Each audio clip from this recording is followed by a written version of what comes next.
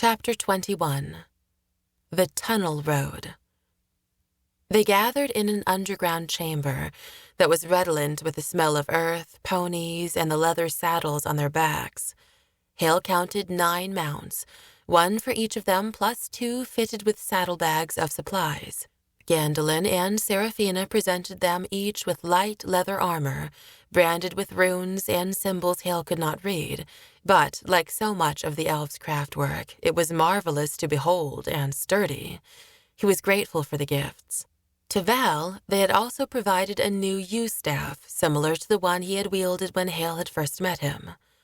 "The preferred weapon of the Knights of Oban," Gandolin said, a knowing twinkle in his eye.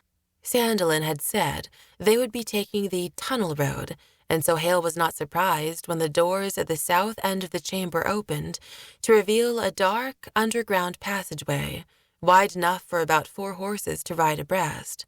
He wondered how they would see until Laslorn entered with a curved staff. On its hooked end hung a lantern that glowed with the same blue light Haille had seen glowing overhead the night before. Karrith and Violin joined their brother at the front of the line, throwing saddlebags over their ponies. Laslorn and Karrith were outfitted for travel as they had been upon their first meeting. Violin was dressed to match, save for a hood over her head and a scarf drawn over the lower half of her face, obscuring her wound. Haille studied her eyes for some sort of greeting, an acknowledgement, but none came. Hurting more than he would have liked to admit, he walked back to the last pony and mounted. After a series of farewells and thanks, they plunged into the tunnel single file. Haille was relieved to be moving south, towards his father once more, this time with guides who knew the forest better than they. Dank and dark, the tunnel road lived up to its name. The hoofbeats of the animals were loud and cacophonous, making the walls seem close, the ceiling low, and talk impossible. They each had to concentrate on simply following the bobbing of the lantern Laslorn held at their fore. Bringing up the rear as he was, this was especially hard for Haille, but at least the elk rode behind him. Adamantus had better vision in the dark than any of them, and the few times Haille fell so far behind that his pony slowed, unsure in the darkness, the elk came alongside and helped them to catch up. If this was to be the path for the rest of the journey, Haille thought, it would be a hard one. But after a few leagues, light appeared, and they burst into it. The forest opened all around them. The air was biting cold. Strangely enough, the trees and foliage on either side of them seemed to hold the same shape as the tunnel from which they emerged. After continuing along this road for an hour, Haille realized that this road was a tunnel of sorts as well. The trees and leaves that were impenetrable on either side allowed swift and safe passage. Swift for sure. Violin at the head, her brothers behind her, kept a ferocious pace, as if they were in some great hurry and already running behind. Haille wondered what could drive them so. For a while he indulged himself with the thought that Violin was pushing them for his sake, so he could reach his father soon. But he quickly checked his feelings, and reason convinced him that it was more likely the elves simply wanted to capitalize on this segment of their journey where the road was easy. Haille watched the tail of her scarf fly. Her hair was tucked somewhere beneath. She never even turned to look at him. They did not pause for rest. Haille was impressed by the pony's endurance. Haille and the others had to find a way to snack on the sweetbread that the elves had packed for them while they rode. When dusk began to settle, Haille felt none of the foreboding that he had in the dark forest. This band of woods, south of Gilithwain, was benign and green, an extension of the woods that the elves made their home.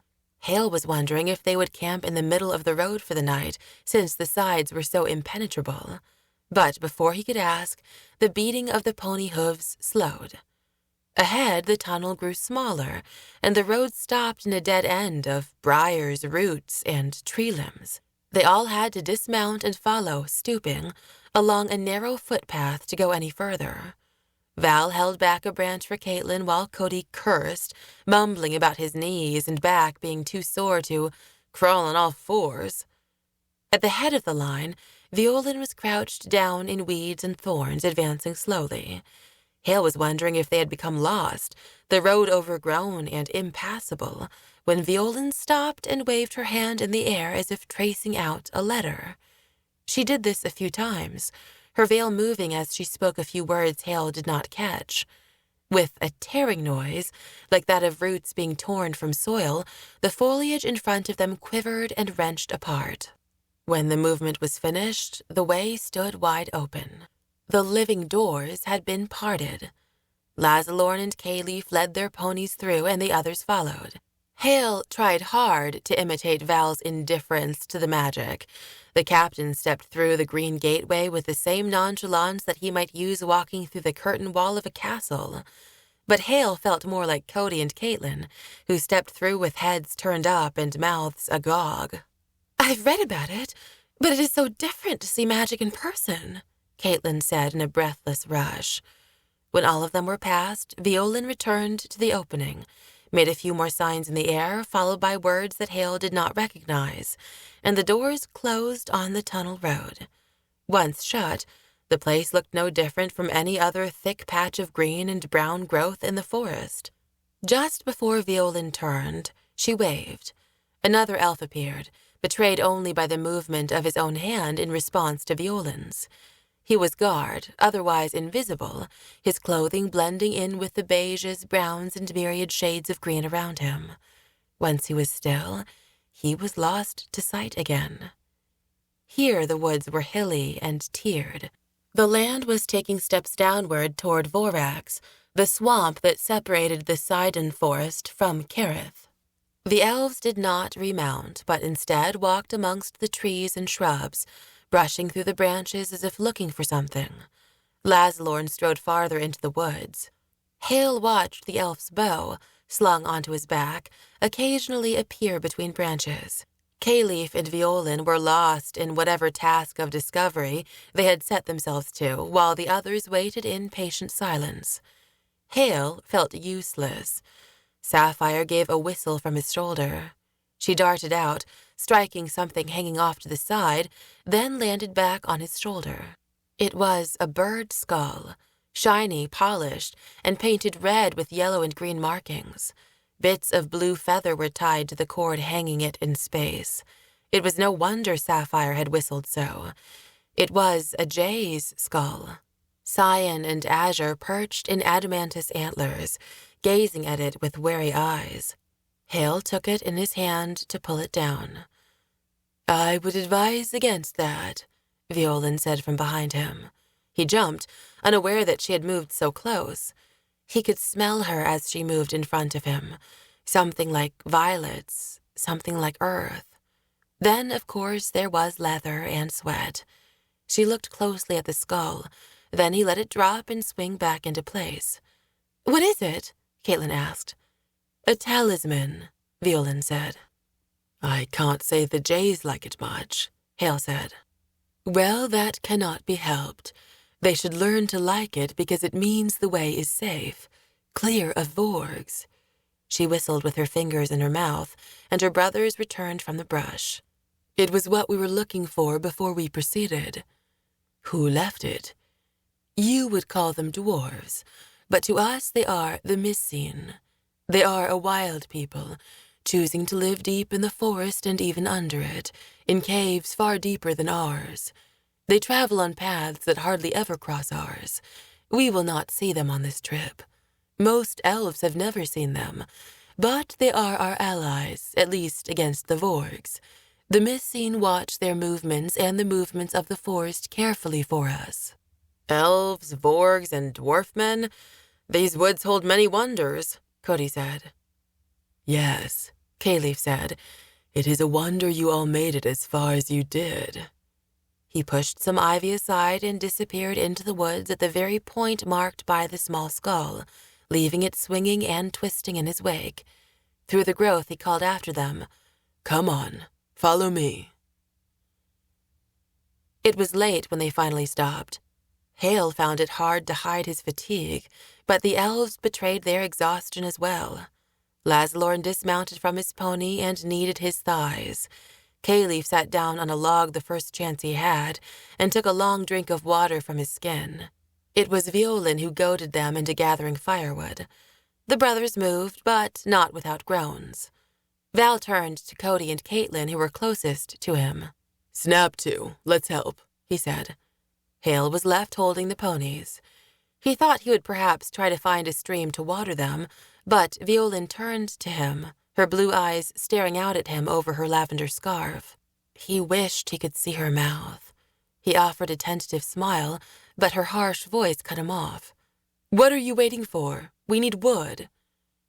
The days continued in kind, Kaylif and Lazalorn paying them little attention, Violin little courtesy. She and her brothers were too preoccupied with the speed with which they rode, staying on course, finding more talismans, and hunting food.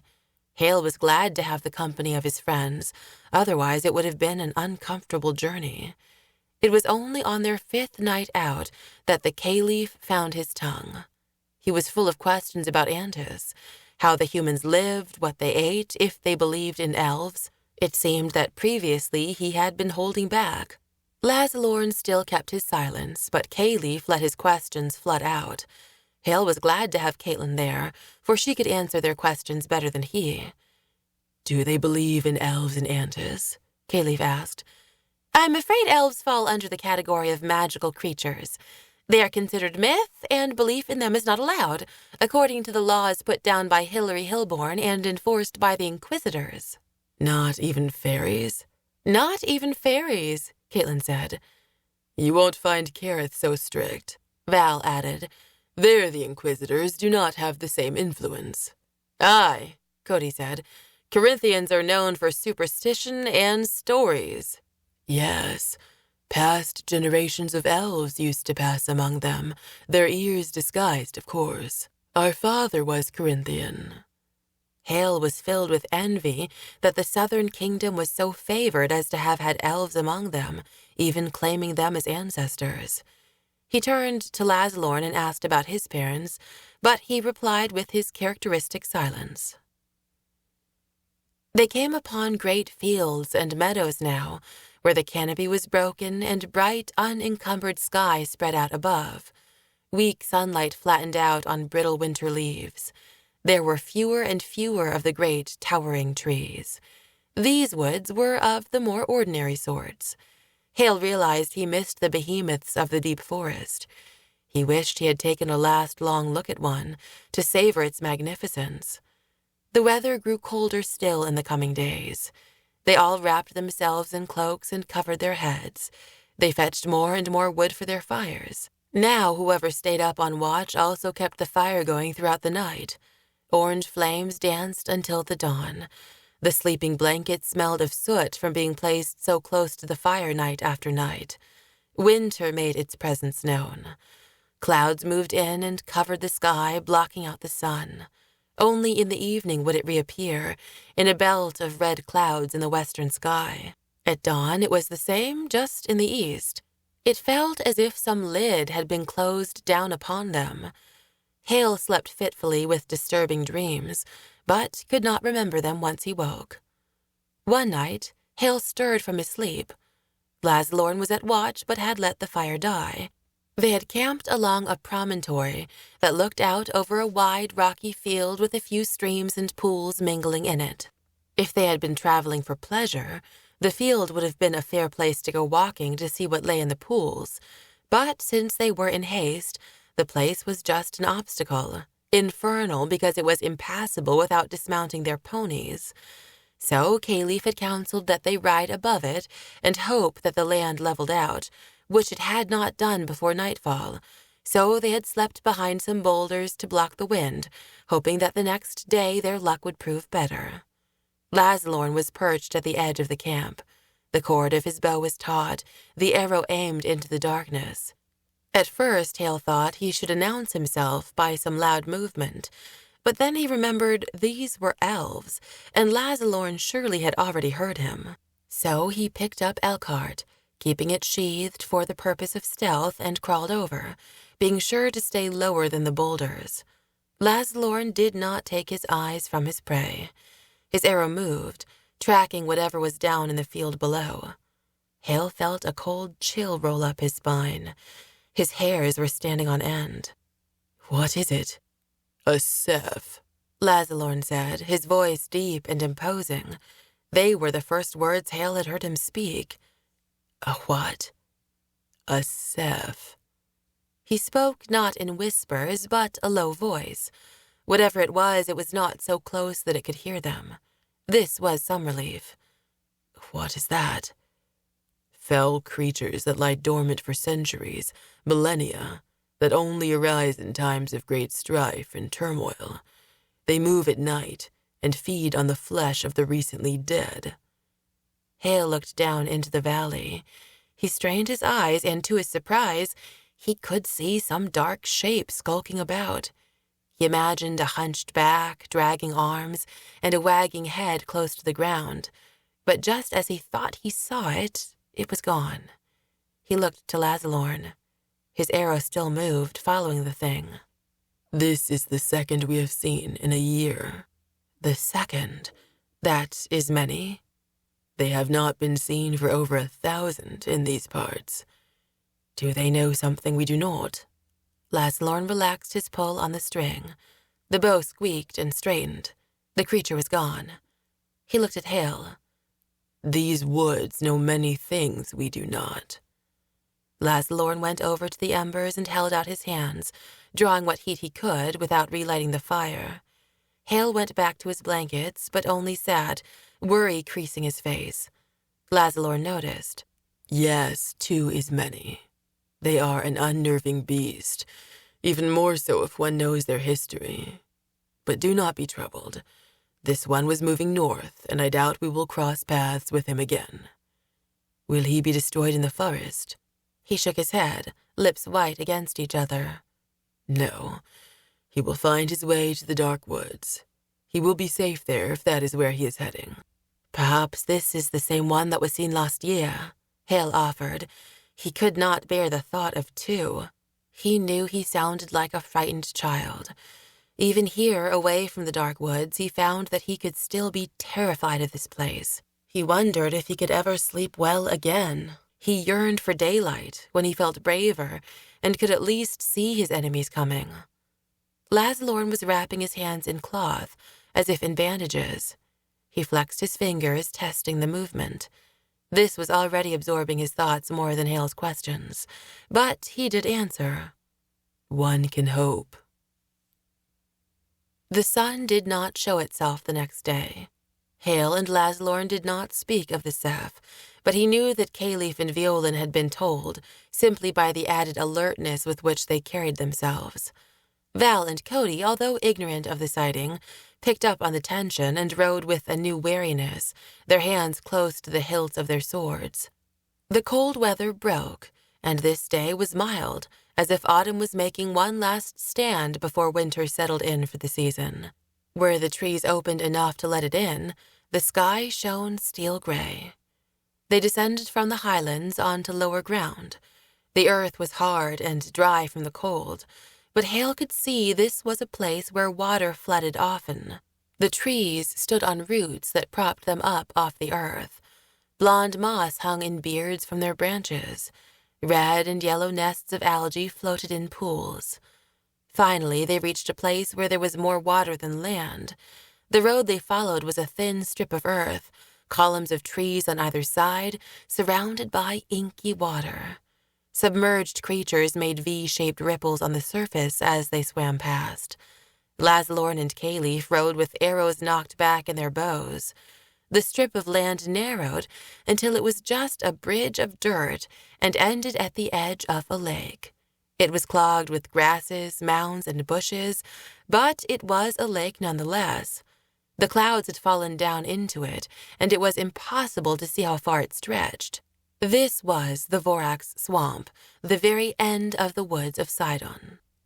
At the shore, Karrith stopped and waited. It was only after a while that Haille realized the elf was chanting beneath his breath. Something came towards him out of the mist, an arrowhead of wake spreading a wide wave. Haille was startled and reached for his sword, but Lazalorn and Violin had dismounted and were calm. When the shape came closer, Haille realized it was a raft. Tied to it were 2 poles, which Violin and Katlyn unfastened, the raft rocking and splashing with their movement. The elves transferred supplies from the ponies to rucksacks, which they handed to Val and Cody. "These are ponies of the forest. They would not serve you in Karrith." "Agreed," Val said, swinging one of the rucksacks onto his back and stepping onto the raft. "They have done their part here faithfully." The brothers pulled across in complete silence, the ponies disappearing with the shore. Laszlo and Katlyn were at the sides of the raft. Viola knelt at the front, peering into the mist. A few times she called out to steer them around some clump of soil, some tangle of weeds, but for the most part she said nothing. Haille leaned on Katlyn. This was Karrith on the other shore. They had reached the southern kingdom. The opposite bank looked just the same as the other, but in Haille's heart, he saw it as strange and foreboding. The raft scrunched up against the shore, waves lapping, grasses hissing. The jays were already there, bouncing in the bushes. The raft steady, Haille walked forward. Laszlo and Katlyn did not offer their hands, but nodded solemnly as they held onto the poles. Haille was reminded of the crossing he made of the Liam. He had left River Ridge alone that morning. This time he was grateful to be with his friends. Katlyn grunted. "May the fates choose you a safe path, and keep you and yours well." "Thank you. Thank you for all you have done," Haille said. "We are in your debt," Val said. "Hardly," was Laszlo's reply. "You brought us our sister. For that, we are in yours." Katlyn and Violin embraced. Haille stopped short of wrapping her in his arms. He felt that that was a gesture reserved for females. Instead, he turned to Violin and simply said, "Goodbye. Goodbye, Prince Haille." This was not what he wanted, a farewell so formal and impersonal. She offered her hand and he took it, but she released him without another word, her hand dropping to her side. Val and Cody carried their packs ashore. The raft shifted significantly when the elk followed them off. There was no further reason to tarry. Haille hurried off with Katlyn behind him. Katlyn and Laszlo put their heft into their poles and nearly lifted themselves off their feet as they struggled against the weeds and muck of the shallows. Haille watched as they faded into the mist. Realizing that in just a few moments they would be invisible, perhaps forever from his view, Haille tried to memorize every detail, every nuance. But that was impossible in the dying light and the thickening layers of mist that gathered like wads of cotton over his eyes. Haille realized that he did not care much about remembering Laszlo and Katlyn. He looked at the figure he wanted most to remember, and with her brothers' backs turned, just before she disappeared into the clouds, she looked back. Chapter 22. Pinky's Port. "Why do they call it Pinky's Port?" Haille asked, trudging through mounds of grass bent low by an afternoon rain. "Because of where it sits on the shore of the Hand Sea," Val said, a blade of grass dangling from his mouth. "The sea is shaped like a hand, with a thumb stretching south from the palm towards Karrith and the pinky pointing north towards Sidon," Katlyn finished for him. When Val turned to look at her, she shrugged her shoulders. "I read about it." "Sort of an unoriginal name," Haille said. "Like naming someone after Haille?" Katlyn said with a smirk. Even Val snorted, but his laughter was cut short as the jays passed overhead chirping. Adamantus followed in their wake from the south. "Our scout returns," Cody said, struggling to pull his boot out of a pocket of mud. "Hopefully he brings news that the grand port of the littlest finger is near." "I do," the elk said. "The port is less than a league away. Once past those trees, you will be able to see its buildings. But the outskirts are crowded with refugees from the fighting in the south." "They've probably doubled the population of the town," Cody said, shaking his foot free of the mud. "More likely quadrupled," the elk said. There are more people in camps and the surrounding woods than in the town itself. Might be best if you stayed on the periphery, grazing or doing something, elk-like, Val said. You might draw too much attention if you come trotting into town with us. Haille can send the jays to me if you need my aid, the elk said. Haille's hair stood on end. The unnatural thrill of hearing his name spoken from the mouth of an elk had not worn away. Was this how it felt to commoners when his father uttered their name? They continued through the boggy grass for a few more minutes before emerging in the copse of trees the elk had spoken of.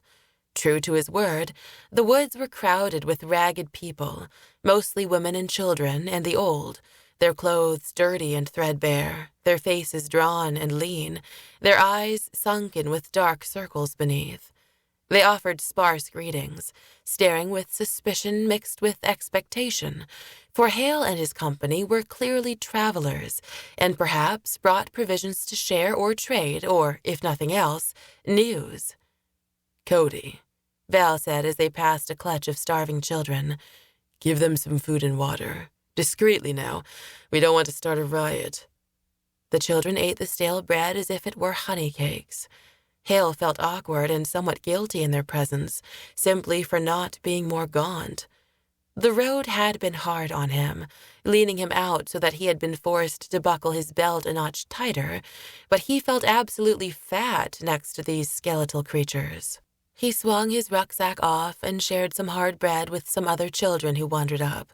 It did not take long for them to be overwhelmed by the numbers. Even adults began to crowd around with outstretched hands. Come on, Val finally said. We need to get to town. They approached the port with somber hearts. The face of war was not what Haille had expected. Violence, bloodshed, dented shields, and broken swords, even the carcasses of the vanquished he could have imagined and steeled himself for. But not the empty eyes and swollen bellies of innocent children, even their parents reduced to beggars, sleeping on the forest floor, leaves and twigs in their matted hair. The privation was even more widespread when they reached the makeshift camp that surrounded the port town. These refugees were slightly better off than those living in the forest. They had tents, at least, even if those tents were overcrowded with dozens of adults, children, and their elders. Pots hung over fire pits, but it was dubious if anything but water boiled in them. The smell of feces was rank, and if the bloody flux had not taken hold yet of these people's guts, it soon would. Here and there a drunk man, either too old to fight or too cowardly, staggered past. Some shouted raucous greetings at Katlyn. Others stared at the group of them in stony silence. Cody walked with his hand on his sword hilt, the space between him and Haille and Katlyn small. The port town proper was a mishmash of more established stone buildings, with 2- or 3-storied wooden ones, none of which appeared to be straight. There were tile roofs alongside thatch ones, all with smoking chimneys. At any other time, Pinky's port would have displayed all the signs of prosperity. A forest of masts at the docks, dozens upon dozens of wagons lining the streets, and a population of able-bodied men. But with the war raging in the southern reaches of the kingdom, the ship masts were naked, the wagons empty, and the longshoremen and sailors idle on the galleries of crowded taverns, playing dice, drinking grog, or shouting insults. Katlyn leaned in close to Haille as a fight broke out in one tavern and spilled into the street. The combatants were 2 leathery-looking sailors, pitted against 2 burly longshoremen. Their appetite for violence was extinguished as soon as they tumbled into the muddy road, tripping drunkenly over one another. Soon there was laughter, and former adversaries were offering each other a hand up. Idle hands, Cody said. They're no harm to you, lass. I grew up in such towns. They have a certain charm. If you say so, Katlyn said. Val came to a stop outside a tavern with a hanging sign waving in the breeze off the sea. Painted on it was a pelican with an infant riding in its pouched beak. Faded letters running above and below read, "The Bird and the Baby Tavern." This is it, Val said, making his way up the stairs to the gallery where a number of sailors regarded him with bloodshot eyes. One spat, another tapped the ashes out of his pipe, a third sipped the last of his grog and slammed down his mug. "We're going in there?" Katlyn asked, stopping on the steps, her nose wrinkling. Val answered with a nod and made a clicking noise with his mouth before stepping into the doorway. "At least we'll be out of the street," Haille said, hoping his voice sounded more confident than he felt. Cody slapped them both on their backs. "Looks like a fine establishment. We'll get a good meal and maybe a bed for the night." "Long as I don't have to share it with a stranger," Katlyn said. "Well, that is part of the fun, isn't it?" "Very funny." "Don't worry. Val and I are looking out for you both. Just follow your old friend Cody's lead." They did, passing through the doorway which was covered by the stretched and fading remains of a sailcloth. A fierce-looking man on the other side, bald with a star-shaped scar on his temple, stopped them and required them to check their weapons behind a counter. Even Haille and Katlyn were required to hand over their swords, the man raising an eyebrow when he looked upon the craftsmanship of Elkhart.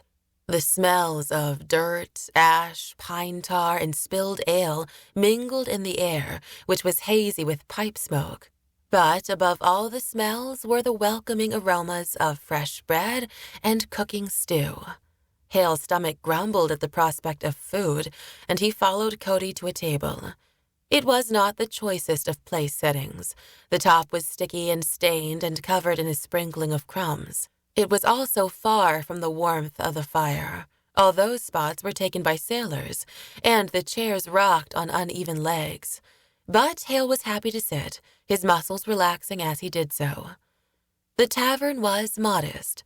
The walls were constructed from ship timbers, the beams overhead supported by repurposed keels. A single tavern maid made rounds among the patrons, rough-looking men who, in the comfort and darkness of the interior, were boisterous and loud. The maid was a lithe brunette, with a shock of white running through her bangs and tattoos from her wrist to her neck. Bangles jingled on her arms and ankles. Haille thought her harsh-looking, as any woman used to working amid such clientele might, but upon laying eyes on Cody, her face softened, and she even moved to straighten a loose lock of hair from her face. Cody winked at her, and she smiled. "No shenanigans, soldier. We're on a mission," Val reminded him under his breath. "Just enticing the lady over to take our orders," Cody said, leaning forward in his seat as the woman came alongside their table. Misty, as she introduced herself, brought them jugs of cider, a wheel of cheese, and a hot loaf of bread while they waited for their stew. Katlyn jumped, nearly spilling her drink when the sailors began a cheer without warning. Across the room, a slender, short man was walking onto a stage in the corner of the main room. He was reed-like, especially in comparison to the burly figures in the audience. Unlike the weather-beaten sailors, his face was smooth-shaven, his hands diminutive and unscarred. He was handsome in a plain way, despite a nose that was a bit large for his face and a hairline that was receding. He introduced himself as Gunther and asked the audience their leave to demonstrate some tricks. "Make yourself disappear," a gruff voice called out, followed by coarse laughter. Gunther offered an uncomfortable smile. Haille noticed Katlyn shoot the speaker a reproachful look. He was a bald man with a ring in his nose that connected to one in his ear via a tiny gold chain. Katlyn had taken to this meek-looking man, striving to entertain a room full of louts, and she did not like the rude comments. Haille knew that in a bigger city, this Gunther might find a better audience on a street corner than a tavern such as this. But Gunther did not disappoint. His first few tricks were of the common variety. He made eggs appear between his fingers, performed a card trick, swallowed a long, thin sword. All of this won him a smattering of applause. It was when he tied a rope around his neck and, with a flourish, pulled it tight only to have it fall loose as if it had passed through him, that the men sat up. At first, they were too shocked to even applaud. Instead, they laughed and whispered among themselves, before offering some tentative cheers, unsure of what they had just seen. But their response heartened Gunther, giving him confidence to speak louder. His eyes were brighter, his smile a bit wider, and the flourish of his arms grander. Misty brought their bowls of stew, but Haille barely noticed his and left it to cool, afraid he would miss a trick if he took his eyes away from Gunther. The feats were growing in complexity. Gunther slipped a chick, still covered in yellow feathers, into a small wire cage. In a move that shocked the audience and made the men cry out in surprise, he brought his hand down on the cage, smashing it, and apparently the chick too, leaving nothing but a floating cloud of downy fluff. But then he amazed them all by pulling the chick out from under his floppy hat. Hearty applause followed. He had the audience where he wanted now. They leaned forward in their chairs, the room silent but for the cracking fire, as Gunther summoned water out of a pitcher and shaped it into a shimmering column that floated in the air. It took the form of a swan, before, in a fluid motion, Gunther collected it into a cup, then drank it empty. Haille was impressed and clapped along with the rest of the audience, enjoying the illusions until one sailor raised his pipe to the candle burning in a mountain of wax on his own table. He was trying to give light to the weed stuffed into the bowl of the pipe, when, with a flick of the wrist, Gunther conjured a flame, and the pipe came puffing to life. More applause followed, but Haille's hands were still. The top of his head tingled. He had seen this trick before and knew it to be more than an illusion. Katlyn was mesmerized as she had been in the forest among the elves. Only after Gunther gave a final bow did she turn to her soup. "Could this be real magic too, like the elves?" she asked Val and Cody. Cody shrugged, his eyes not turning away from Misty's as she refilled their mugs. Val cleared his throat. "Well, it is Karrith. The edicts of Haille Hillbourne are not enforced with the same rigor. After all, the elves have magic, and some humans are said to have the gift. But this man could just be a talented illusionist." That fire was no illusion, Haille thought, wondering if he could find a way to speak to Gunther himself, to ask him what it meant that Sayid had told him that he himself had the gift. Misty moved about the tables, refilling mugs with ale, cider, and grog. The patrons broke into a few bawdy songs that Cody knew, and he sang along for a few measures. After the verses, the sailor with the nose ring chained to his earring sauntered over and pulled up a chair. He clapped Cody on the shoulder, looked to do the same to Val, but upon noticing the withering glare the captain gave him, thought better of it. "Conrad Rumbold is my name. You look new to these parts. Where do you hail from?" he said in a lilting Corinthian accent. "Karrith, Val answered. by way of the Sand Road." "Ah, most folk these days are headed in the other direction, away from Karrith." "A few skirmishes don't scare us," Val said, his fist closing around the handle of his mug. "Brave souls you must be. Can't say the same for the refugees flooding up here from the south like lice on a dog. Cowards." "They seemed like families seeking safety to me," Katlyn said, her chin tipped upward. Conrad turned towards her, leaning heavily on his elbow, his smile exposing the brown of his teeth. The chain connecting his nose ring to his earring glittered and swung. Katlyn crinkled her nose as if she could smell his breath. "Well, your heart is as soft as your face is pretty. What is your name, young lady?" "I'm sure there are women more of your age who are lining up for your affection," Cody said. His voice was friendly, but there was no missing the edge in it. "Maybe let's go meet at the counter over there." "What is your rush, friend?" Conrad said. "I'm just asking the girl her name. There is nothing like a maiden in the spring of youth." Cody chuckled uncomfortably and looked across the table to Val, who leaned forward. "This maiden has no more to say to you." Conrad gave a gruff laugh, reached into his pocket, and pressed a gold capina down onto the table with his thumb, the dirt beneath his nails showing in grimy crescents. "For what I want her for, she doesn't need to talk." Katlyn's face blanched white, then shifted red. "How dare you?" Conrad cocked an eyebrow. "You best be controlling your lasbear." "Time to go, friend," Cody said, shifting to lift the man out of his chair. He proved not inclined, elbowing Cody in the ribs. Val played cool to his temper. "Easy, friend. She's but a child. She meant no harm." But Conrad the sailor was in his cups, and Katlyn's rejection had triggered something within him. He reached into his boot and drew out a dagger he had hidden. Cody was too fast, though, grabbing his wrist while Val rose and smashed his mug into the sailor's nose. Chairs scraped across the floorboards, tables flipped. As if a bell had been rung, the room erupted in fighting. With few weapons available, the scuffles turned into a series of wrestling matches, with bodies tangling, men grunting, and cups spilling across the floor.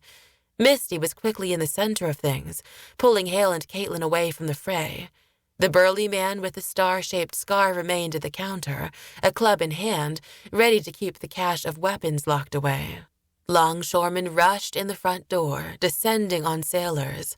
Both parties went after Val and Cody. When one man raised a bench over his head to strike Cody, Misty stepped in between and stabbed him in the cheek with a fork, giving Cody time to punch him below the belt. "Thanks, milady," he said, flashing a gracious smile to Misty. Haille turned to check on Katlyn, but she was gone. Panicked, he searched the mayhem to see her legs kicking over the shoulders of Conrad as he carried her towards the back door. Haille gave chase, tottering over and falling flat on his face as a chair spun into his path and tripped him. He thumped his chin on the floor and bit his tongue. Stunned for a moment, he struggled up, only to see Conrad disappearing through the doorway. He pushed himself up, dizzy, stumbled around a passed-out, or rather knocked-out patron. A sailor shoved out of the violence collided with him, and they both collapsed in a heap against the wall. Haille fought to lift the man's weight off of him, watching Conrad as he stopped just outside the back door, his head snapping back and his knees buckling. Katlyn began to slide off his tipping shoulders, but her fall was arrested by a tall woman barring the way through the door. Her skin was the color of caramel, her curly black hair pulled back into a ponytail, and a leather headband with animal teeth wrapped her head. Her neck was long and elegant, its shape accentuated by a collar of cowrie shells. Her tunic was oversized, but hugged her body tightly from a series of belts and straps. She wore leather riding breeches and boots flared with tassels. With one arm, she eased Katlyn to the ground. In the other, she held a wood staff, its ends capped with iron bands. "You all right?" she asked Katlyn. Katlyn nodded, leaning against the door jamb, her arms wrapped about her. A goblet shattered on the floor next to her. The woman broke her gaze off from Katlyn and searched the room for the thrower, then sprung into the chaos. Her staff spun like the blades of a windmill, striking, jabbing, and flinging men twice her size. When one moved within the radius of her staff, she stepped up to him and butted him with her head, the teeth of her headband leaving jagged cuts in his forehead. When a chair came flying at her, she knocked it out of the air with the end of her staff, and before she completed the rotation, she landed a blow to a sailor approaching her from behind. She left a trail of bodies across the room, and soon those men still upright were fleeing for the door, where the man with the star-shaped scar looked on with a bemused smile, his arms crossed over his chest, his head shaking. "Fools," he said. One determined fighter swinging a broken table leg had cornered Val by the hearth. Val had nowhere to go, and when he grabbed a fire poker and swung it to meet the man's blow, the poker snapped at the handle. Val stared at the useless piece in his hand before throwing it in the sailor's face. He might have thrown it at a brick wall for the good it did. The sailor lifted the table leg, Val bracing for the shock of the strike, but it never came. The woman with the staff swept the sailor's feet out from under him with one swing. With another, she knocked away the table leg, sending it clattering across the floorboards. Misty picked it up, already undertaking the cleanup process, order having been restored. When the sailor tried to rise, the woman with the caramel skin locked her fierce brown eyes on him and placed her boot on his neck. "Respad," How many times have I told you you would regret it if a fight broke out in my establishment? Raspar was too addled or too embarrassed to answer. He coughed and sputtered, rubbing the back of his head, grimacing from the pain. Val, for his part, let out a deep sigh, lowered his arms, and smiled at his rescuer. Hello, Chloe. Chapter 23. Chloe and Gunther. Valentine Mandalay, the woman Val called Chloe said. She lifted her boot off the neck of the man she had floored, gave him a light kick in the rear, and let him scramble away. With her staff set to the side, she locked in a long embrace with Val, while Haille and Katlyn looked on. Cody was next, exchanging an equally long hug with her. I should have known the two of you were in the thick of this, she smiled. Balthazar, fresh drinks for all our remaining guests. The man with the star-shaped scar put aside the broom he was using to sweep up the shards of broken goblets and went to the kegs on the far side of the room to pour fresh drinks. Chloe righted a few chairs and invited them to sit down close to the fire. Chloe, this is Prince Haille Hillbourne of Andis, and Katlyn Hunnebray, his close friend. Prince, you jest. When Val shook his head that he did not, Chloe stood and made a shallow bow. Well, your highness, I am Chloe Amberson. Welcome to the bird and the baby. She glanced to Val once more. This is really the prince. Haille cleared his throat. I'm indebted to Val and Cody. They have been loyal friends and champions. I think I need to sit down, Chloe said, then stopped herself, looking to Haille, who was still standing. Please, be at ease, Haille said, pulling out a seat for Katlyn and one for himself. Chloe took a seat. Val, you travel with some high-born companions these days. Strange days call for unlikely friendships. Prince Haille, Chloe is a member of the Order of Oban. She is a knight like myself, Val said. Was, Chloe corrected. A cloud of sadness passed across Val's face. Chloe was my right hand during the Wars of Islay. I thought Cody was your right hand, Katlyn said, taking a fresh cup of cider from Balthazar.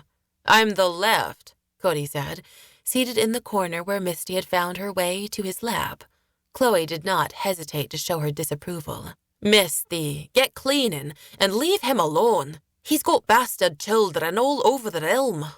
Misty's smile turned into a scowl, and she joined Balthazar and now Gunther, who were straightening the tables and chairs. Chloe swept an arm in their direction. This is my husband, she said. Haille expected Balthazar to come over next, one warrior paired with another, but to his surprise it was Gunther the magician who came over and reached out a hand in greeting. We loved your tricks, Katlyn said. You are a talented illusionist, Val said. You are kind, Gunther said, his cheeks turning a rosy pink. He is no illusionist, Chloe said. He is a true sorcerer. Truly? Val asked. My wife is generous. I have much practice left before I can offer my services to anyone, he said, running his hand through his thinning hair. But I try. Haille could see a powerful mix of pride and affection in Chloe's face as she looked at her husband.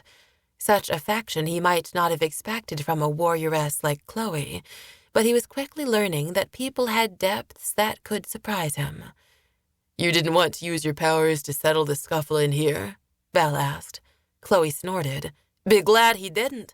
He likely would have killed or maimed us all. Haille saw Katlyn's eyebrows go up. I'm still learning to restrain my powers. There are few mages to learn from here in Panky's Port, so I'm mostly self-taught. Remarkable, Val said. While Chloe and Val spoke, Gunther excused himself to continue helping Balthazar and Misty straighten the tavern. Haille watched him with wonder, curious to see if he might use his powers to clean spills or right furniture. But Gunther seemed content to use ordinary rags and just his hands for the time being. Val and Chloe spoke for hours, the fire dying to embers and Katlyn slumping in her chair until her head nodded onto Haille's shoulder. At some point, Cody and Misty wandered off together, but both Chloe and Val were too engaged to notice. Even Gunther excused himself for bed, and Balthazar went home for the night. Haille struggled to remain awake and attentive out of politeness. Val shared all the details of their adventures so far with Chloe, not just their true identities, but also Lorna's premonition, their mission, and even the mysteries they had encountered in Sidon. "Vorks and elves," Chloe said, sipping the dregs of her cider. "Extraordinary." The coals in their fireplace smoldered. The hour was long past midnight. The street outside was quiet. Haille wondered what Sapphire, Azure, and Adamantus were doing. Sion was nestled in a rafter in the corner of the room. Val lowered his gaze to meet Chloe's eyes and said, "Chloe, I need you. You should join us." Chloe's brown eyes gleamed in the light of the fireplace. She met his gaze without blinking. "Val, you left us." "I wanted you all to lead a regular life, not one on the run." "No, Val, don't hide behind your honor. You're scared. Your order disbanded, everything falling apart around you. You were afraid we would leave you too. So you left us first." Val rubbed his face with his hands. "I was afraid you all would die or be captured following a failed ideal." "Many of us were captured or died anyway. Twenge made sure of that." Val swallowed. "It's my worst nightmare and my greatest paradox. The longer I served with you and the men, the more I thought you family. The less I could bear anything happening to you." Haille thought back to how Val had frozen on the bridge over the river and remembered Cody's words. He cares too much. "You panicked. You would freeze," Chloe said, her voice flat. "You knew?" "We all knew." "I was weak, no longer fit to lead, to be followed." "That was up to us to decide. You denied us that." "I froze on the bridge just days ago when we saw Twenge." "So, you think it won't happen again? That things will be as they were?" "No. Actually, I'm sure it will happen again, which is why I need you. If something were to happen to me, this mission is a farce. We're well past our prime." "That hasn't stopped Cody." "He wouldn't let you leave him if you tried." Val laughed. "By the stars, I tried." "I'm sure you did." "But I've come to realize how much I need him. How much I need you, Gunther too." She readjusted herself in her chair. She sat in it backwards, her forearms crossed over its back. "Gunther isn't one of us. It's one of the reasons I love him. He's not going to run off on some idealist quest to right the world's wrongs." "How can you be sure? Every man needs a mission to measure himself up against, a trial to prove himself." "He's happy. We're happy." "He must feel wasted here." "What you are suggesting is too dangerous." "Now who is afraid of loss?" "Val, we're not young anymore, not as foolhardy, not as idealistic. You're right, there is something valuable in stability." Val was quiet, looking into the glowing mound of coals, his jaw working. "Say something, Val." "I guess I feel stable surrounded by my team. My left hand and my right, that's all.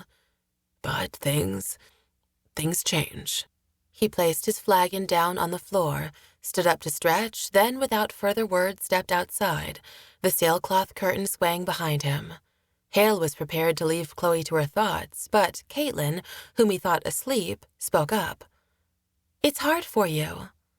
Chloe looked up, the side of her face twitching. "Hard? How?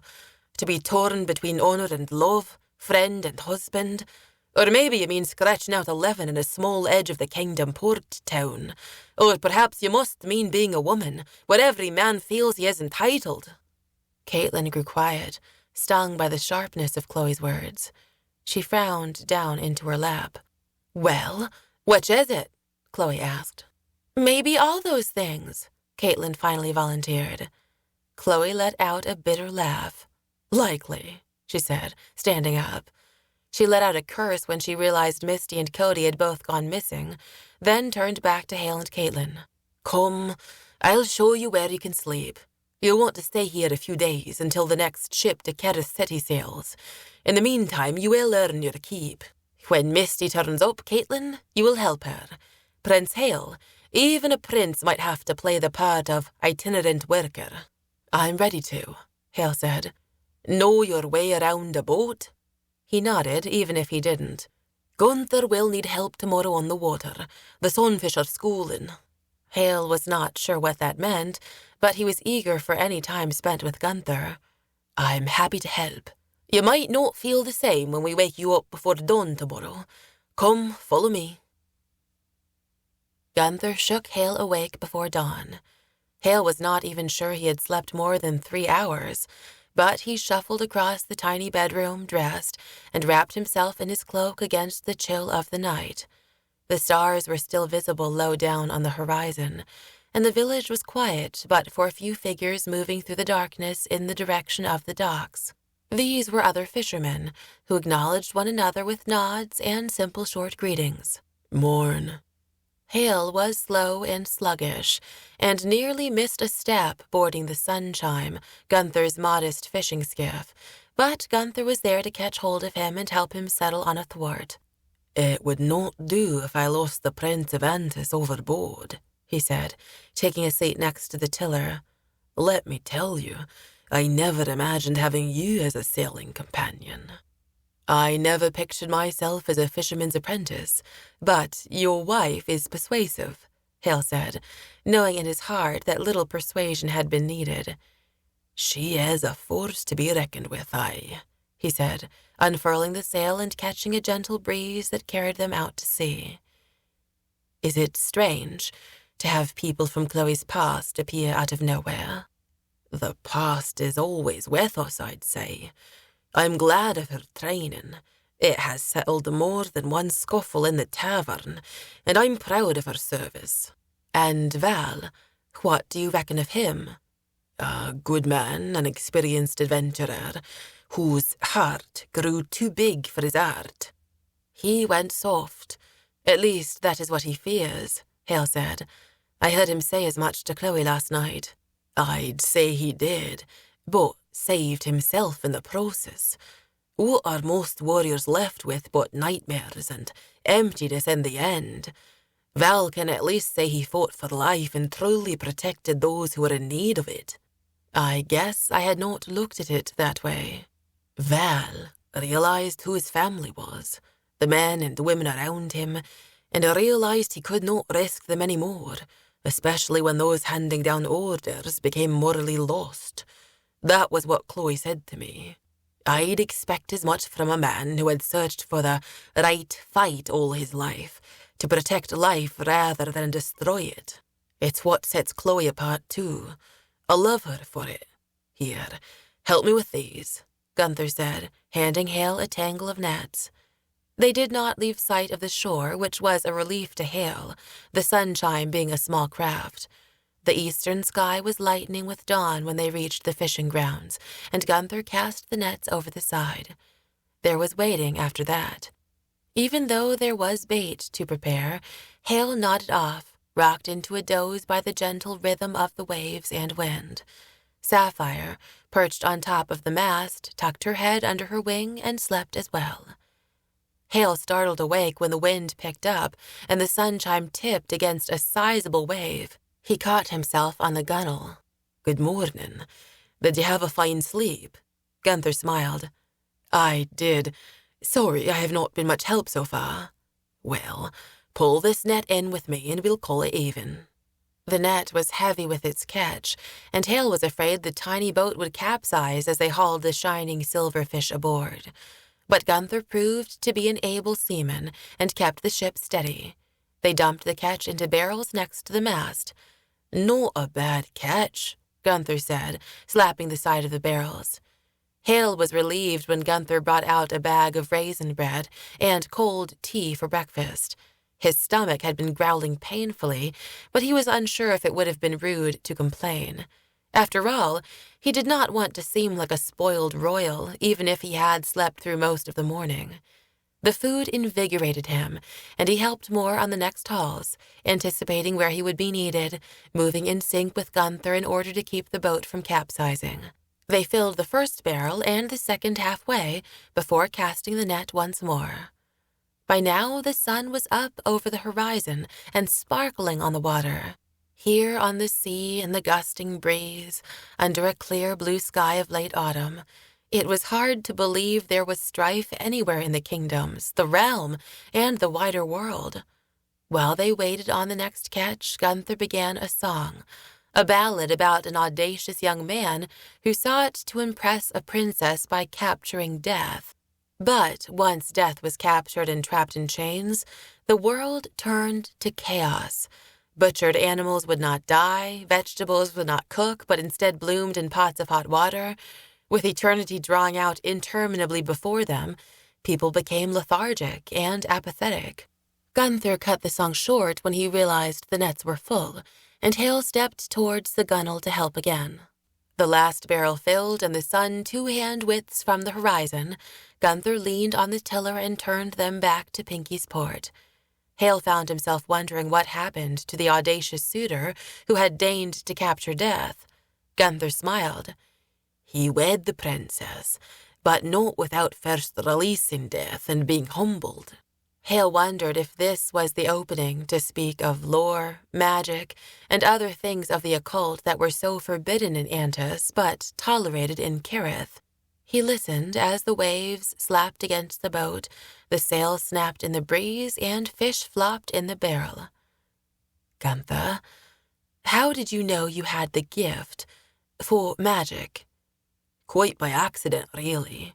My mother said I was charming the contents out of goblets and flagons even as a child, drawing up water spouts into the air and trying to catch them with my hands. I barely remember it except for my mother, scolding me not to do so when I was in public. So afraid was I never did after that. I nearly forgot I had the talent until one day when I was older, 7 or so, and my younger sister fell face down into a rain barrel.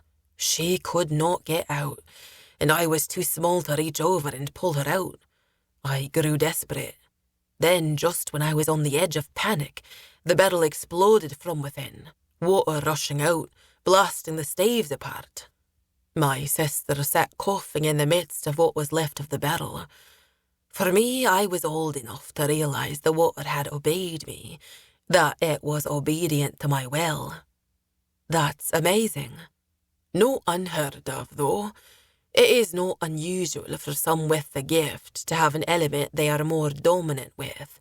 Earth, wind, water, or fire. For me it was water, and wind a close second. This being Karrith, there was less need for me to hide my gifts. I could do illusions to entertain, but I lacked real teachers of magic. You didn't travel abroad to seek them. Never had the chance, not yet at least. So I practice myself. I'm making slow progress. It was now or never, Haille thought. He put a hand on the gunwale to steady himself, and recounted what he had seen in the tunnel leading to the font of Jasmine, how Sade had conjured flame from his fingertips, and how Haille had diverted the gush of flames around him by repeating some of Sade's own words. Splendid, Gunther said, leaning forward as if forgetting the tiller altogether when Haille finished. Have you ever had any indication that you had the gift before? No, not really, Haille said, surprised at how easily he spoke of it now, how eager he had been to share his secret. Here, Gunther said, moving to sit beside Haille on the thwart. Repeat after me. He cleared his throat. When he spoke, his voice was clear, his cadence almost a chant. Magzine morphos lum. Magzine morphos lum. Albraith trulit. Albraith trulit. Then the binding word is 9. 9. The sun chime rocked forward as a breeze filled the sail and they bounced over the waves as if pulled by horses. Sapphire fluttered off the mast, losing her balance in the sudden onrush of wind. She twirled and tweeted in the air overhead. Haille grabbed hold of the thwart and gunwale. "Did I do that? You did. They rode the Zephyr, as Gunther called it, for a few more minutes before he calmed it with a wide sweep of his hands and a short chant under his breath as they neared the shore. "We don't want to catch the attention of the other fishermen." "Of course," Haille said. The drowsiness of the morning was gone, and his head was racing with the possibilities and mysteries of magic. Unfortunately, he kept coming back to the same sobering realization. Magic was outlawed in Antis by his own ancestor. Where would he learn? Who would he learn from? As a king's son, was there anything he could do? He asked as much aloud. "Try and change things," Gunther said. "After all, you are royalty."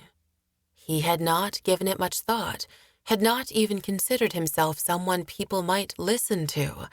After all, he was the freakish, crippled prince.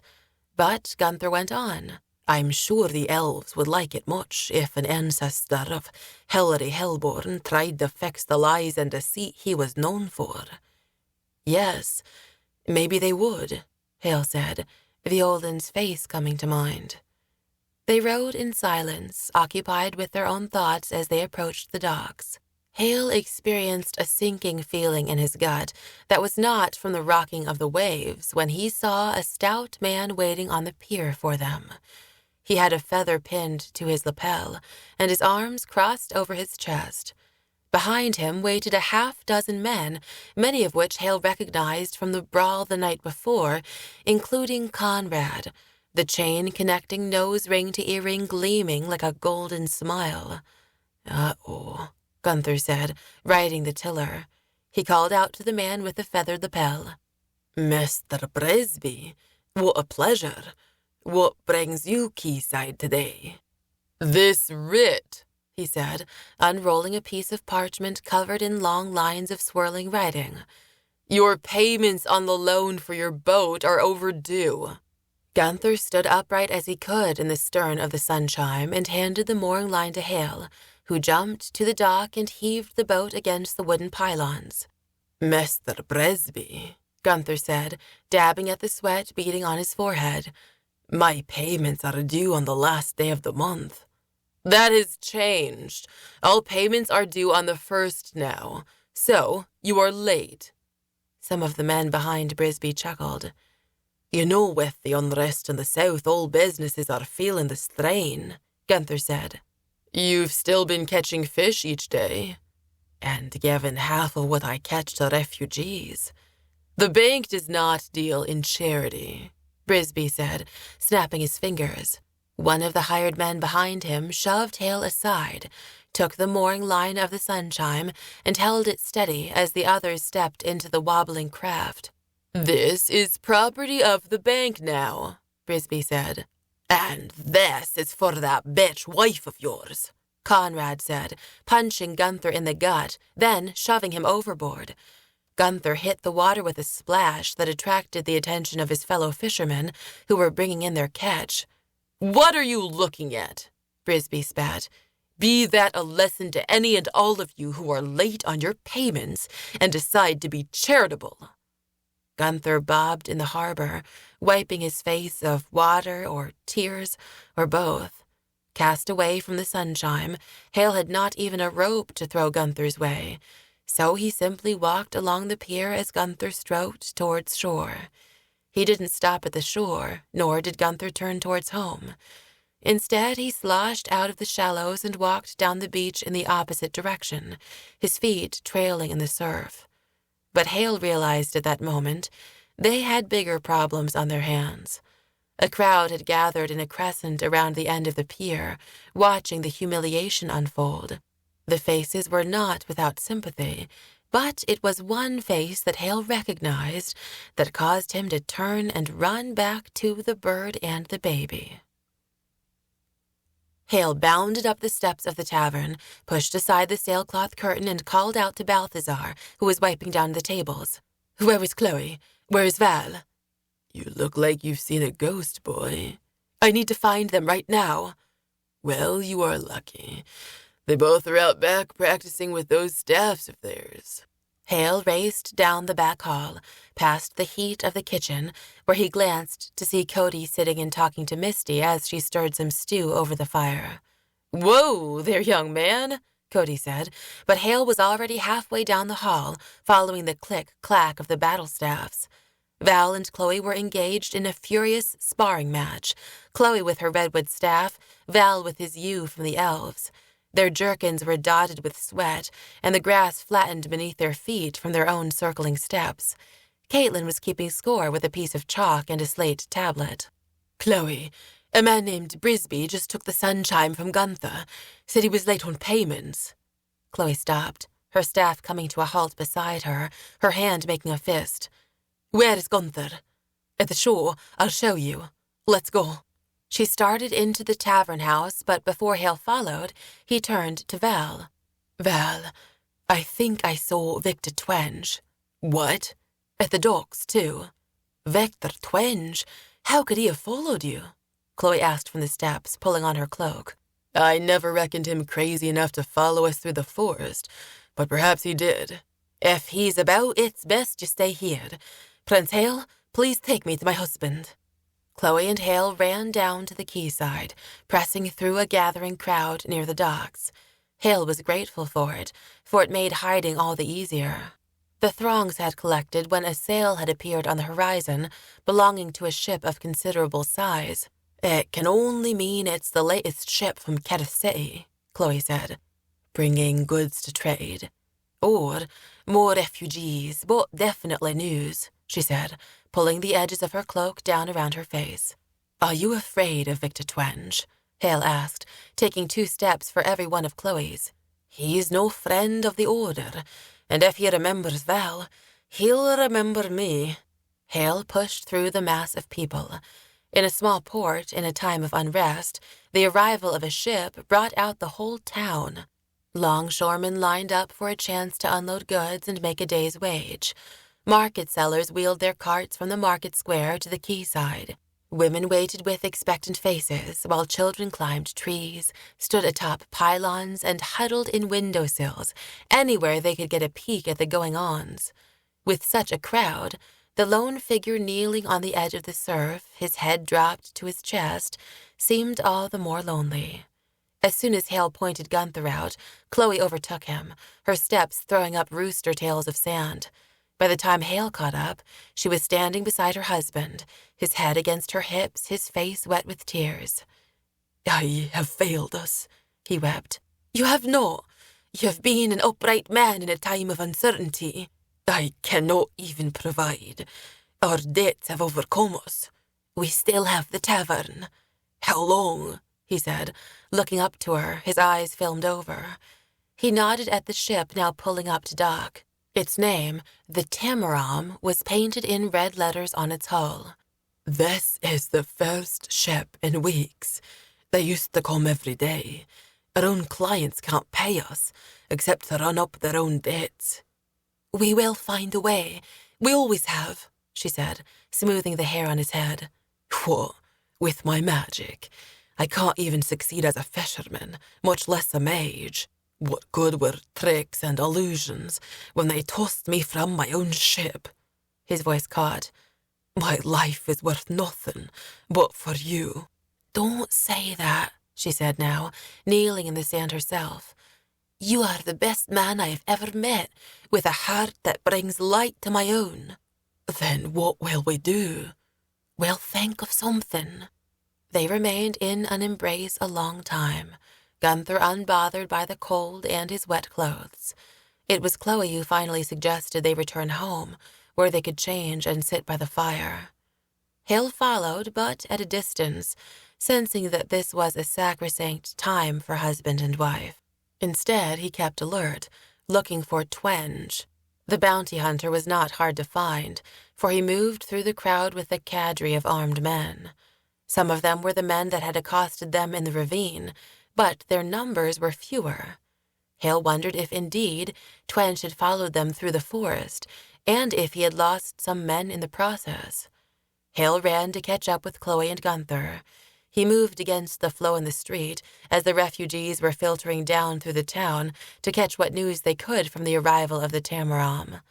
Only a few evening patrons were not lured by the ship and were already gathered around the tables eating bread and stew when Haille pushed through the sailcloth curtain into the warm dimness of the tavern. Gunther was already next to the fire, Misty helping him out of his sodden boots. Chloe was in the corner, her head lowered as she spoke to Balthazar. Val, Cody, and Katlyn were gathered around Gunther, their faces drawn. "Did you see Victor?" Val asked. "Yes, it was him.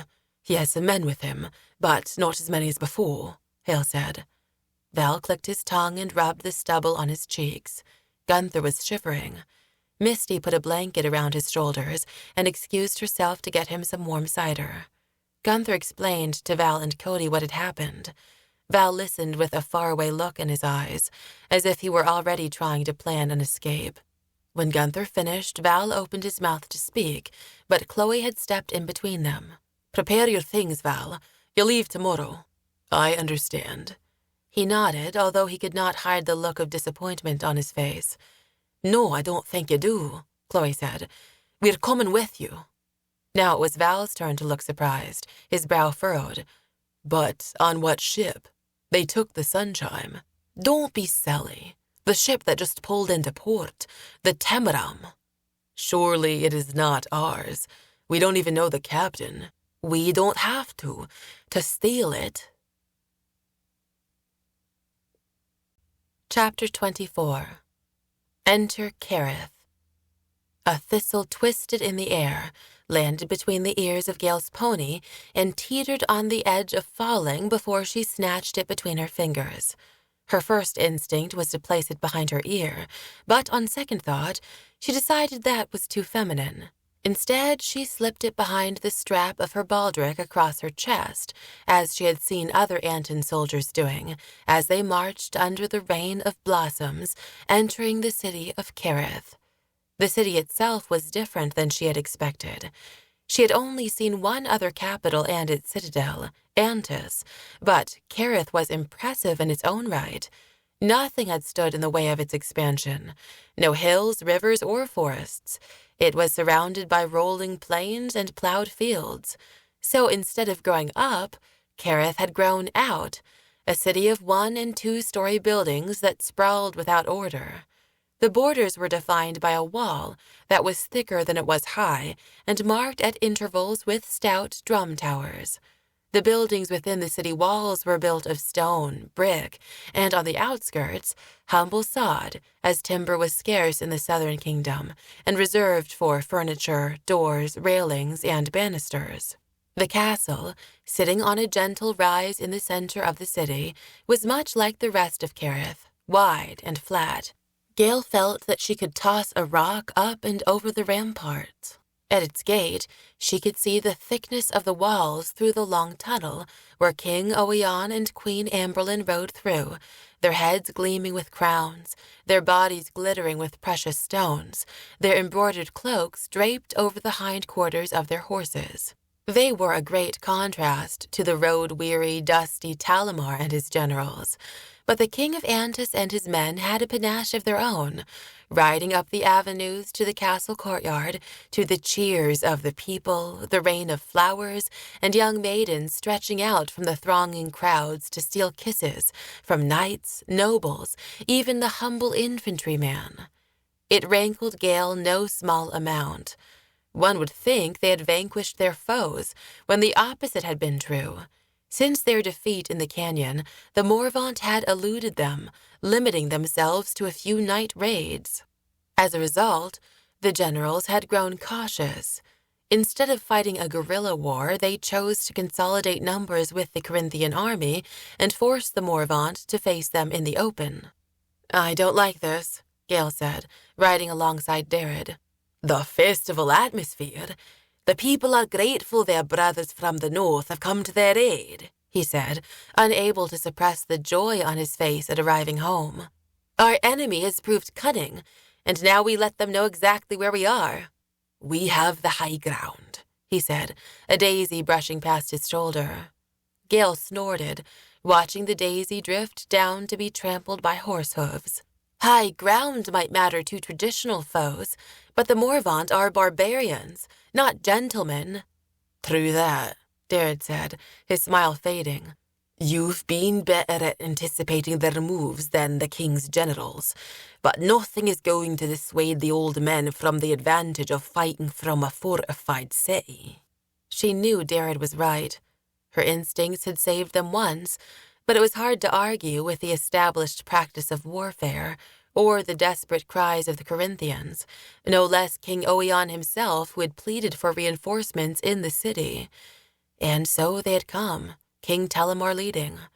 One would not have even suspected that he still recovered from his wound, posting high in his saddle as he rode up alongside King Oion.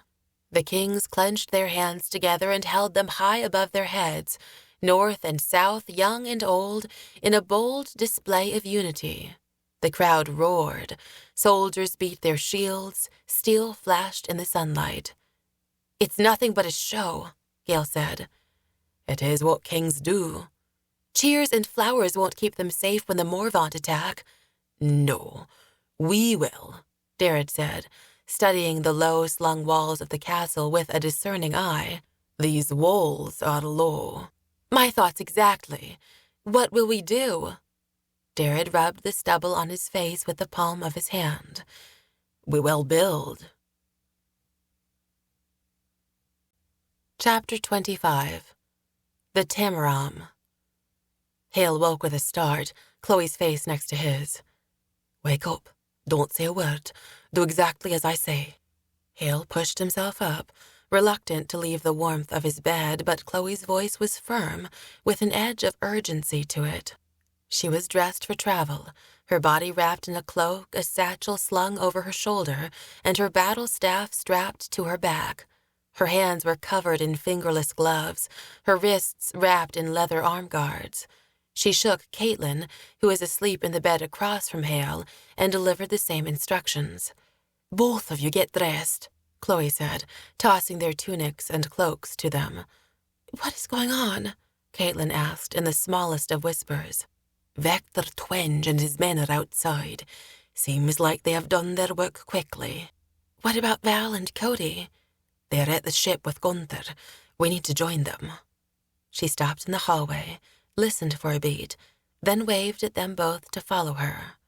Haille did his best, still in the process of yanking on his boots, his cloak under his arm, his tunic in his teeth. Katlyn was ready quicker than he and helped him tie his laces and throw on his cloak. When Haille realized he had left his rucksack behind, he turned to get it, only to have Katlyn hand him his. "Good thing you were thinking for both of us," Haille said, slipping the strap over his shoulder. "Quiet," Chloe said. "Balthazar can only delay so long, but I have a feeling that the back way is already covered by Twenge's men." "Then how do we get out?" Katlyn asked. Chloe looked to the dormer window. It was still early, and fog pressed against the glass. She marched to the end of the hall, turned the latch, and swung open the window. "We'll take the high road." They tiptoed across the floorboards, hopped onto the sill one at a time, and slipped onto the slope of the roof. The shingles were slate and shiny with moisture. Chloe motioned to them to be careful, but 3 stories up they hardly needed the reminder. They sidestepped from one shingle to the next with delicate care, their hands locked with one another. Haille could hear Balthazar as he spoke to someone just outside the door of the tavern. Haille didn't dare peek over the edge to look down on the street for fear of falling or being spotted. Balthazar's voice carried to him easily in the air, thick with fog. "You don't have the sheriff with you. I don't see why I need to let the lot of you inside. We're not open yet." "Maybe you don't understand. I don't need a sheriff." A smooth voice that Haille recognized as Twenge's replied. "My authority far outstrips his." "Maybe an Antis, but this is Karrith, still subject to the rule of the High Council of Anthor in Karrith. Karrith is far away, and we're at war here. How do I know you are not imposters?" While Balthazar argued the finer points of geography, politics, and wartime jurisdiction, they sidled to the edge of the roof. A gap of a few feet yawned between the tavern house and the next building over, its roof one of red clay tiles. Haille looked upon them with relief, hoping their grainy surfaces would be less slick than the slate they balanced on presently. Though reaching them across the gap complicated matters. It was a space of a few feet, but with the drop into the alleyway and the snooping bounty hunters below, it might as well have been a chasm of 100 buildings. Undaunted, Chloe made the leap, dropping to her hands and knees and steadying herself with a hand reached out to the corner of the house's chimney. Once she had found her balance, she turned to Haille and Katlyn. "Hurry, I will grab you." "Haille, you go first," Katlyn said, her eyes peering into the gap and the drop below. "You will have to let go of my arm." "Sorry." She gave a nervous, small laugh and released him, settling herself down to her haunches on the slippery tiles. Without the means for a running start, Haille swung his arms for added force, bent his knees, and jumped. There was a terrible moment when he floated unattached to either house, the space of the alleyway open under him, but halfway over he realized he had enough momentum to carry him across. It would just be landing that was a challenge. He crashed onto the tiles with none of the grace Chloe had exhibited, but the surface was indeed gritty, and he had traction immediately. Chloe's grip was firm on his shoulders as she took fistfuls of his cloak. She helped him to the peak of the roof where he straddled either side, his hands on the chimney. "Now you," Chloe said to Katlyn. Katlyn moved to the edge by inches, her hands trembling. "I don't like heights," she said, her lips crimped into a fine line. "Don't look down. Look at me. It's not far at all, just like leaping a creek or onto a boat." "I can swim better than I can fly," Katlyn said, edging closer. The voices outside the front door of the tavern grew louder. Chloe softened her voice and tilted her head, yet Haille could see her knuckles turn white where she clung to the chimney. "Come on, Katlyn. I know you can do this." Katlyn let out a small cry and made the jump all at once. She landed with a thump on top of the clay tiles and let out a loud sigh. Chloe leaned forward to reach out her hand. At the same time, a tile cracked under Katlyn's foot, and her leg slid out from beneath her. The shard tumbled off the edge of the roof, Katlyn sliding after it. Chloe stretched herself prone across the rooftop and arrested Katlyn's fall, grabbing hold of her rucksack. While Katlyn's feet dangled over the eaves, both of them began to slide until Haille took Chloe's ankle in his hands and braced himself with his legs. "Climb," Chloe said through clenched teeth. Katlyn flailed with her arms until she could wrap her fingers around Chloe's forearm, then her shoulder, as she clawed her way up the length of her body. Finally, she leaned her back up against the chimney next to Haille as he reached down to help Chloe up. Her hand was slick with sweat, the front of her cloak stained with muddy red dust from the tiles, but she soon sat safely beside them. "Well, that was exhilarating," she said, before starting up across the spine of the roof.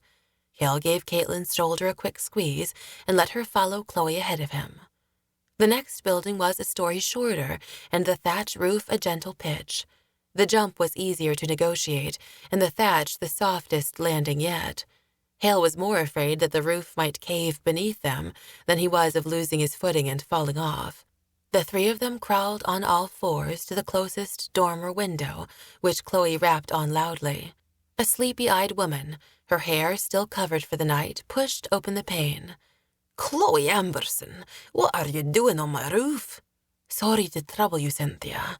Some unsavory characters in the tavern. We had to take the roof out.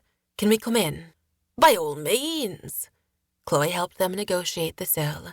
Haille set his feet down on the floorboards with a hearty thank you to Chloe, Cynthia, and to the gods. Cynthia's husband stood in the doorway agog, wearing his sleeping garb. "Morning, Henry. Thank you for the assist," Chloe said, passing him on her way to the steps.